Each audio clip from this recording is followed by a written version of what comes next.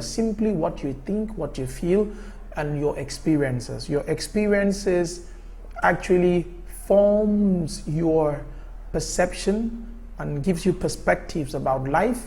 Whatever you have experienced has a way to also influence how you think and how you feel. So self is only a structure that contains the organized and stable content of your thought, personal experiences, and feelings. So you cannot be more than what you have experienced, more than what you think, and more than what you feel.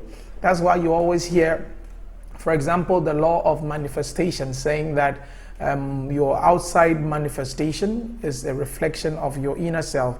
And if you look at scriptures, even Jesus said, as a man thinketh in his heart, so is he.